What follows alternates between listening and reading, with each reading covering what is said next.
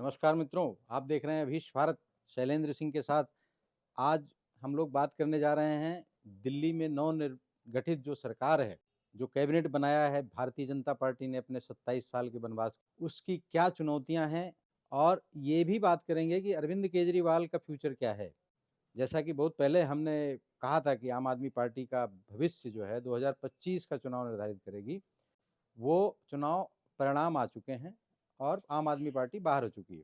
तीसरा मुद्दा कि सीएजी की रिपोर्ट टेबल्ड हो रही है विधानसभा में, दिल्ली विधानसभा में, और केजरीवाल की जो समस्याएं हैं वो दिन प्रतिदिन बढ़ती जा रही हैं। इसमें बहुत सारे घोटाले उजागर होने वाले हैं आने वाले समय में, और इन सब विषयों पर बात करेंगे। हमारे साथ आप लोगों के चिर परिचित शैलेंद्र प्रताप सिंह। आपका स्वागत है शैलेंद्र जी।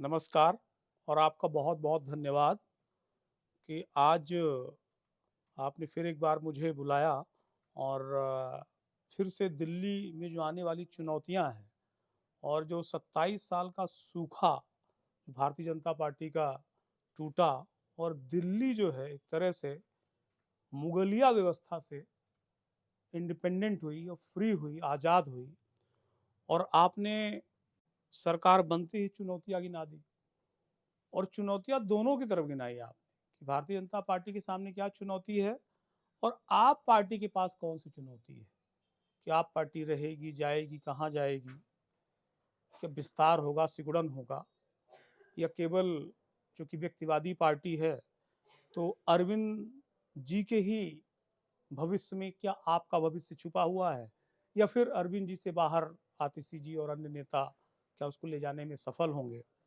सर्वप्रथम मैं ये कहूँगा दिल्ली की महत्ता क्या है और दिल्ली की महत्ता अगर मैं 4 शब्दों में कहूँ तो अगर महाभारत कालीन में जाऊं तो इंद्रप्रस्थ जब मिला था पांडवों को जर्जर व्यवस्था में और जिस खूबसूरत इस नगरी का निर्माण पांडवों ने किया युधिष्ठिर के नेतृत्व में, उसके बाद तो हस्तिनापुर की निगाहें भी उस पे आ गई। कितना सुंदर राज्य, इतनी सुंदर जगह, इतनी अ, भव्य जगह जो आगे चल के युधिष्ठिर सम्राट बने और हस्तिनापुर नहीं गए, इंद्रप्रस्थ से ही राज्य किया उन्होंने। दूसरी व्यवस्था की सब आक्रमण होते गए, भारत पे आक्रमण के आक्रमण आते गए, मुसलमानों के आक्रमण हुए, तर्क के आक्रमण, लेकिन दिल्ली दिल्ली जब सल्तनत पीरियड एक मिसनोमर है, आपने उनका खुलासा किया है कि ऐसी कोई सत्ता नहीं थी, वो आके लूट के चले जाते थे, अपना एक एजेंट बैठा के जाते थे, लेकिन फिर भी सल्तनत पीरियड तो दिल्ली का इतिहास है, हम पढ़ते हैं, हमें पढ़ाया गया, चाहे जबरिया, चाहे जो एक लेफ्टिस्ट ओरिएंटेड हिस्टोरियन थे उन्होंने पढ़ाया। तो सल्तनत पीरियड से दिल्ली की चर्चा, फिर मुगल स्थापित हो गए, अकबर, औरंगजेब सब। तो दिल्ली जो है उनको मिला कि नहीं मुगलिया व्यवस्था कहाँ, केवल दिल्ली के राज्य में। साउथ से दूर थे वो, महाराणा ने वहां से दूर रखा था, ईस्ट से, वेस्ट से, ईस्ट तो जा नहीं पाए थे उतनी अच्छी तरह से।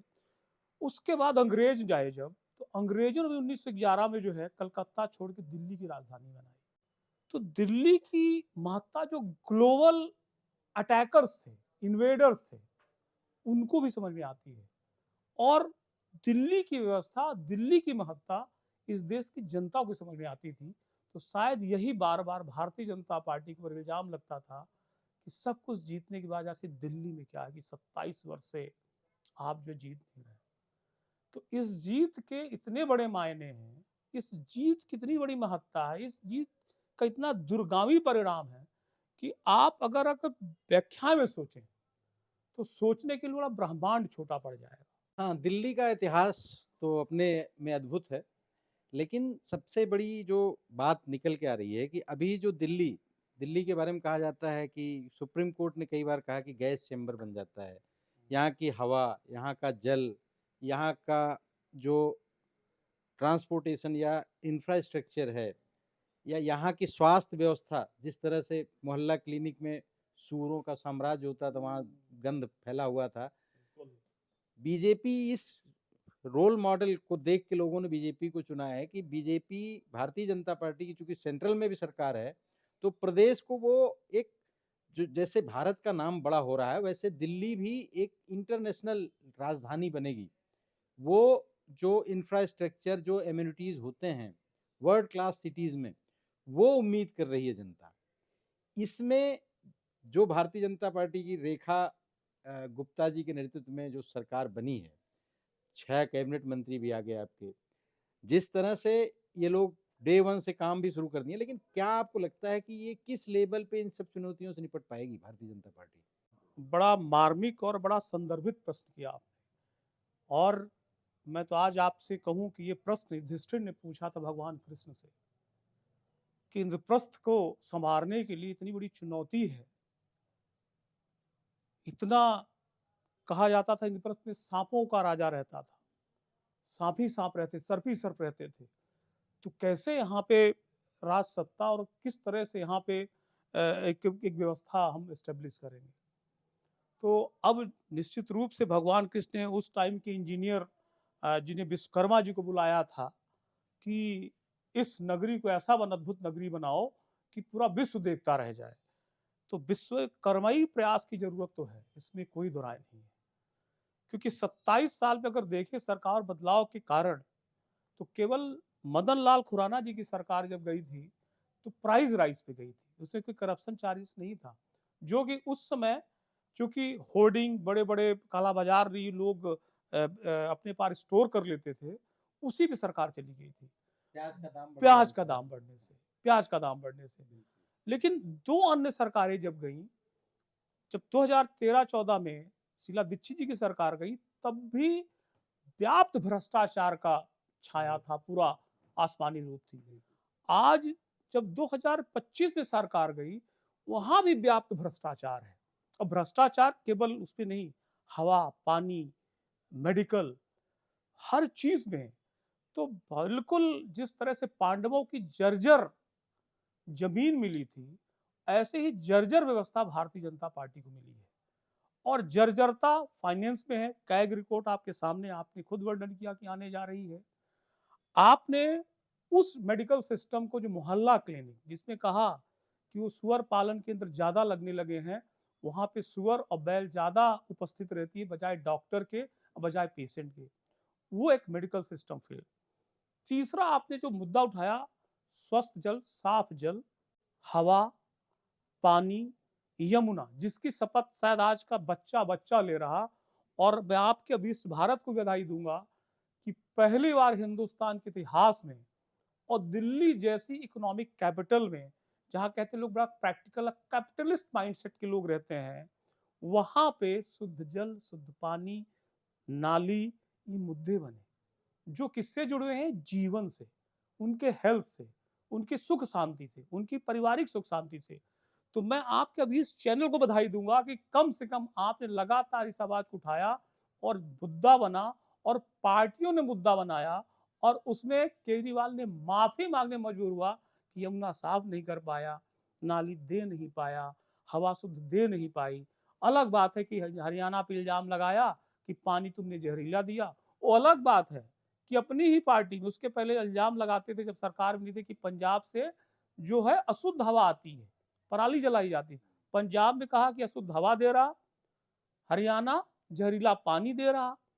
नाली जो है वो उत्तर प्रदेश के लोग यमुना को बहने नहीं दे रहे, तो नाली रुक जा रही है। पूरी दिल्ली नाली बन गई थी। आपने सही कहा कि पूरी दिल्ली गैस चैम्बर हो गई थी। और गैस चैम्बर, शुद्ध अशुद्ध हवा, अशुद्ध पानी, अशुद्ध वातावरण, और ड्रेनेज सिस्टम ऐसी कि यमुना मैली होगी, पिक्चर बनने जा रही है। वो अच्छी बात है, भाजपा की सरकार आ गई, शायद अब पिक्चर न बने क्योंकि सफाई कार्यक्रम शुरू हो गए हैं। और चुनौतियों की बात आप जो की वहां पे, कि जो आने वाली चुनौती है, वाकई में पहाड़ तुल्य चुनौती, हिमालयी चुनौतियां हैं। क्योंकि उनको जो है इस चीज से पार पाना है कि जो सुनते हैं कि 800 जो है एपीआई हो गया हवा का, जो अमोनिया का स्तर यमुना में बढ़ के जो है स्काई 0.3 होता है, 5 से ऊपर चला जा रहा है। जो कहा जाता है कि यमुना में ऑक्सीजन का स्तर 0 लेवल से नीचे हो गया है। तो ये चुनौतियां तो बहुत है, क्योंकि रोटी, कपड़ा और मकान, हवा, पानी, स्वस्थ जीवन, ये 3 मिलना अनिवार्य है। और यही 3 मुद्दे थे, बाकी मुद्दों को मैं गौड़ मानता था। और करप्शन तो आपने कहा है, कई बार कहा है, 78,000 करोड़ का आपका जल बोर्ड का घोटाला, स्प्यूरियस मेडिसिन का घोटाला, ब्लैक बोर्ड शिक्षा का घोटाला, और आप क्या नाम है, यमुना में 8400 करोड़ का क्लियर कट घोटाला।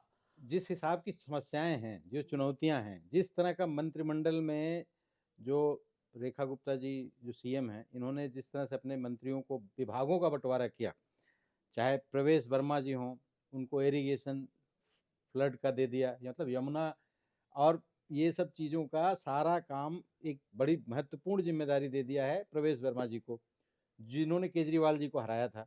बहुत और भी उनके पास 5 मंत्रालय हैं, लेकिन ये सबसे प्रमुख मुद्दा था, पीडब्ल्यूडी के साथ-साथ इरिगेशन फ्लड डिपार्टमेंट देना।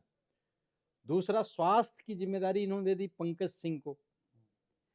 ये जितने 6 इनके मंत्री बने हैं, 6 के 6 फायर ब्रांड हैं, इसमें कहीं कोई डाउट नहीं, सारे यंग हैं और बड़े एनर्जेटिक लोग हैं। अब स्वास्थ्य विभाग और ट्रांसपोर्टेशन ये दे दिया पंकज सिंह जी को, डॉक्टर पंकज सिंह जी को। खैर ये और उसके बाद कपिल मिश्रा जी को भी बड़ी ज़िम्मेदारी दी गई है। लॉ और जस्टिस डिपार्टमेंट के साथ-साथ 6 पोर्टफोलियो 7 पोर्टफोलियो दिया है कपिल मिश्रा को। इस तरह से विभागों का बँटवारा किया है 6 मंत्रियों में, इनके कैबिनेट मंत्रियों में। इस तरह से ये प्रमुख मुद्दे जो हैं आज के दौर में, जो दिल्ली जिससे बहुत ज़्यादा संघर्ष कर रही है, जूझ रही है, दिल्ली में साँस लेना भारी हो जाता है साल के 5 महीनों में। उस सारी समस्याओं से भारतीय जनता पार्टी की जो सरकार है और इसकी जो मिनिस्ट्री है, ये कैसे निपटने का क्या बनाएगी? आपने जो भी इंगित किया कि किस तरह से रेखा गुप्ता जी ने, और आप ही के चैनल पे पहली बार खुलासा हुआ कि केजरीवाल जी का उन्होंने, परवेज़ वर्मा जी ने पुतला ही यमुना में बहाया है, नहलाया था। नहलाया है, बहाया नहीं, अब बहाया तो बाद में, नहलाया है। मुझे लगता है कि मोदी जी ने बहुत सही चुना है। उन्होंने कहा कि अब तुम जो है वाक़ई में यमुना को उस स्तर पे बनाओ कि पक्ष और विपक्ष जाके जो है उसमें स्नान कर सके। और उन्होंने कहा भी है कि अगले छठ पे जो छठ के व्रती हैं, यमुना में घुसकर ही अपने सूर्य भगवान की पूजा करेंगे व स्नान करेंगे। तो एक कमिटमेंट दिखाता है, और उसी को मंत्रालय दिया गया वो, जिससे केजरीवाल ने माफ़ी माँगी थी कि यमुना को हम साफ नहीं कर पाए। तो वाक़ई में एक बड़ी चुनौती और चुनौतीपूर्ण कार्य जो है, अपार्ट फ्रॉम जितने और डिपार्टमेंट प्रवेश वर्मा जी को दिए गए हैं, उसमें से इरिगेशन और जल बोर्ड जो इसी में आता है। तो ये मोदी जी ने पहचान लिया था कि अब तो तुम्हें यमुना में केजरीवाल जी को नहलवाना ही होगा। और मुझे लगता है कि जिस तरह से दौरे बढ़ रहे हैं, यमुना आरती शुरू हो गई है, और जिस तरह से 3-4 दिन के अंदर अभी सतही जो क्रिया प्रक्रिया चल रही है, लेकिन उस सतही भर मात्र से यमुना साफ नहीं होगी। उनमें एसटीपी सिस्टम लाया जा रहा है इज़राइल से और शायद इटली से, कि जो ट्रीटेड वाटर है वही यमुना में जाएगा। लेकिन उसके आगे चल के मुझे लगता है कि उनको पैरेलल जो है कैनाल सिस्टम बनाना पड़ेगा। और पैरेलल जब तक कैनाल सिस्टम उसकी बहती की ओर, नोएडा की ओर या फरीदाबाद की ओर ले जाए, और वो पानी बिल्कुल अलग रखे। क्योंकि 56 करोड़ क्यूसिक मीटर जो गंदा पानी है, जो डर्ट है, जो लीड के फॉर्म में, सोडियम के फॉर्म में, और कई बहुत सारे घातक केमिकल्स हैं, वो जाते हैं, वो केवल एसटीपी से नहीं जाएगा, उसको आपको अलग ट्रीटमेंट देना पड़ेगा, पैरेलल लाइन बनानी पड़ेगी, और मुझे लगता है कि इसमें वो कार्य करेंगे। दूसरा, आपने एक स्वास्थ्य से पंकज सिंह के बारे में कहा, वो खुद डॉक्टर हैं, बिहार से आते हैं, और बिहार में law and order, medical system, transport की एक जर्जर व्यवस्था थी 2005 से पहले, जिसको उन्होंने महसूस किया है। और मुझे लगता है कि एक और चुनौतीपूर्ण जो फ्री ट्रैवलिंग का जो एक इनका वो चल रहा था, दिखावा चल रहा था केजरीवाल का, कि बसेस 4-4 घंटे में आती थी, 5-5 घंटे में आती थी, लेकिन वो बड़ा दावा किया गया मास्टर स्कोप की महिलाओं को जो है फ्री ट्रैवल दिया। मुझे लगता है कि apart from family welfare, Pankaj ji को ट्रांसपोर्ट भी दोनों चुनौतीपूर्ण डिपार्टमेंट दिए हैं, क्योंकि एक विशालकाय ट्रांसपोर्ट व्यवस्था दिल्ली की है। 2 करोड़ लोग छोटी सी जगह में चल रहे हैं, तो एक कैसे ट्रैफिक मैनेजमेंट करेंगे वो? क्योंकि सबसे बड़ा कंट्रीब्यूटर जो यहाँ पे पॉल्यूशन का आ रहा है, वो गाड़ियों का आ रहा है, कार्बन मोनोऑक्साइड का आ रहा है। तो एक मैनेजमेंट कैसे करेंगे ट्रांसपोर्ट की, एक सुगम सरल मूवमेंट ट्रैफिक मिले, और उसके साथ-साथ कैसे उस लेवल को कैसे डाउन करेंगे आप, जो एयर पॉल्यूशन जिससे रिलेटेड है, पब्लिक ट्रांसपोर्ट, उसको कहीं एक चुनौती उनके पास है। दूसरी चूँकि हेल्थ से मोहल्ला क्लिनिक, जो आपने कहा सांडों का बसेरा था, उसको मोहल्ला क्लिनिक को हालाँकि पहली ही मीटिंग में उन्होंने जनधन आपकी औषधि योजना जो है, केंद्र की लागू करा दी है, तो सीधे 10 लाख का बीमा जो है, सीधा ये दिल्ली के लोगों को मिलना प्रारंभ हो जाएगा औषधि योजना से। लेकिन जो जो जर्जर व्यवस्था, जो स्पूरियस ड्रग का मामला था, जिसमें केजरीवाल कैग रिपोर्ट आने वाली है, जिसमें कई लोगों की डेथ हुई थी हॉस्पिटल्स में, उसको कैसे सुधारेंगे पंकज जी? ये बड़ी चुनौती है। तो पंकज जी को डिपार्टमेंट जो चुना है, वैसे पूर्वांचली आदमी मजबूत होता है, चुनौतियों का अनावरण करता है, चाहे भगवान राम रहे हों, उन्होंने चुनौतियों को आगे श्रीलंका में विजय पताका फहरा दिया उन्होंने। तो पूर्वांचल की धरती में तो ताकत तो है कि विश्व में जो है, चाहे मॉरिशस जैसे हो, ट्रिनिडाद टोबैगो जैसे राज्य हों, वहाँ के लोग प्रधानमंत्री हैं, तो मुझे लगता है उनमें सामर्थ्य है और गुणवत्ता भी है। Ability to do and agility to do, कह सकते विलिंग टू डू, उनमें दोनों हैं। क्योंकि डॉक्टर हैं, तो मेडिकल को समझते हैं, चूँकि बिहारी हैं, तो ट्रांसपोर्ट को समझते हैं, समस्याओं को निदान पाना जो है, उनके बस में है। तो उनको अब मंत्रालय को मुझे लगता है कि एक बहुत शानदार, बहुत ही बेहतरीन चयन हुआ है कि जाओ बेटा, तुमने जो है सुधारो इस देश की दिल्ली को, और दिल्ली में स्वास्थ्य तुम्हारे पास है और ट्रांसपोर्ट तुम्हारे पास है, और एक जो वादा था शुद्ध हवा का, वो भी तुम्हारे पास है ट्रांसपोर्ट के माध्यम से। तो मुझे लगता है कि पंकज सिंह जी को बहुत अच्छा चयन है, उनकी योग्यता अनुसार और कमिट के अनुसार, और निश्चित मोदी जी के वादे में खरे उतरेंगे। जिस तरह से मोदी जी को प्रधानमंत्री बनाने में बनारस और पूर्वांचलियों का हाथ है, मुझे लगता है कि मोदी जी ने बहुत अच्छा, और रेखा गुप्ता जी ने बहुत बढ़िया चुनाव किया पंकज सिंह के रूप में।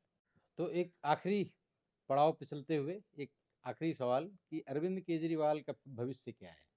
पंजाब में बात चल रही है कि साहब इनको पंजाब में सेट किया जाएगा, या वहाँ से राज्यसभा आ सकते हैं, या कन्वीनर ही बने रहेंगे आम आदमी पार्टी के, और उसी का फ़ायदा उठाते हुए पंजाब सरकार पर सारा जितने क्रिमिनल केसेज़ या जितने भी इनके खिलाफ केसेज़ चल रहे हैं, अभिषेक मनु सिंघवी जैसे आदमी को हायर करके रखना, जिसमें हमारे करोड़ों रुपए खर्चे हैं, वो केजरीवाल अपने दम पे तो कर नहीं सकते, पंजाब सरकार के मत्थे ही मरना है उनको।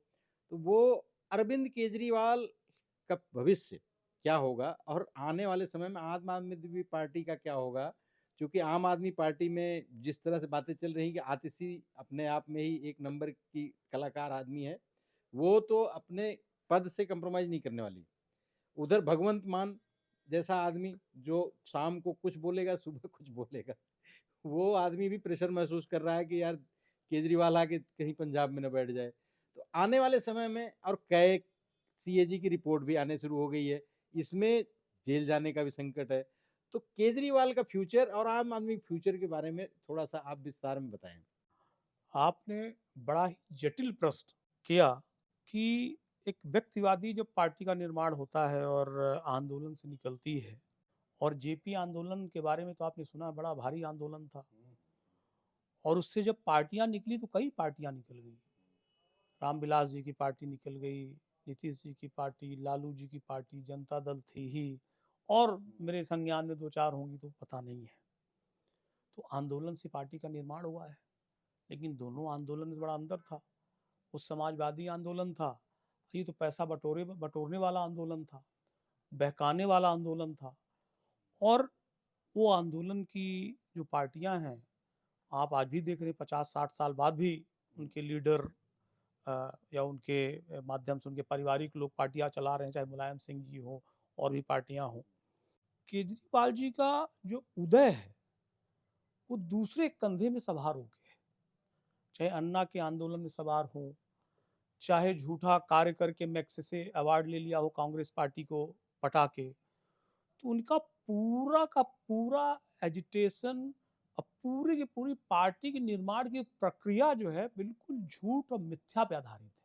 कोई ऐसा उनके आंदोलन से लाभ मिला हो कि करप्शन हट गया हो, करप्शन हटाने की बात कही थी उन्होंने, और भ्रष्टाचार के आधार पे ही उनकी पार्टी आई थी। और भ्रष्टाचार में ही लिप्त हो गए हो। तो जब उनकी विचारधारा की पार्टी, जो विचारधारा जिससे उठे थे वो, क्लीन, ट्रांसपेरेंट और करप्शन फ्री एडमिनिस्ट्रेशन, तो अनक्लीन हो गए, भ्रष्टाचारी हो गए और भ्रष्टाचार के लिए जेल गए और बच्चे-बच्चे को पता है। तो मुझे लगता है कि इस पार्टी की आइडियोलॉजिकल डेथ तो हो चुकी है। दिल्ली में पॉलिटिकल डेथ भी हो गई है। अब रिवाइवल का आधार इनके पास पंजाब बचा हुआ है। पंजाब में आपने कहा कि वहाँ के मंत्री सुबह कुछ और होते हैं, शाम कुछ ले लेते तो कुछ और हो जाते हैं, या सुबह-शाम लेते रहते हैं खाँसी की दवाइयाँ वगैरह। तो सोचने समझने की शक्ति उनकी तो केवल बहुत ज़्यादा नहीं है, लेकिन इतनी ज़रूर है कि केजरीवाल को मैं गद्दी नहीं दूँगा, इतना समझदार है वो। हरभजन सिंह इन्होंने कहा कि हमको राज्यसभा का तुम खाली करो, मैं एमपी बनूँ। तो हरभजन सिंह ने कहा कि भाई राज्यसभा एमपी बनाया किस लिए था? आप दिल्ली में हैं, दिल्ली से लीजिए। तो मुझे नहीं लगता कि कोई एमएलए, कोई एमपी, कोई एक पदाधिकारी भी उनको जगह देने वाला है। वो कन्वीनर आप हैं और मुझे लगता है कि उनकी कन्वीनर आपकी यात्रा ही यही है। यहीं पे टिके रहेंगे वो, और कितने लोग कितने दिन उनको मानेंगे, इसमें संशय का विषय है।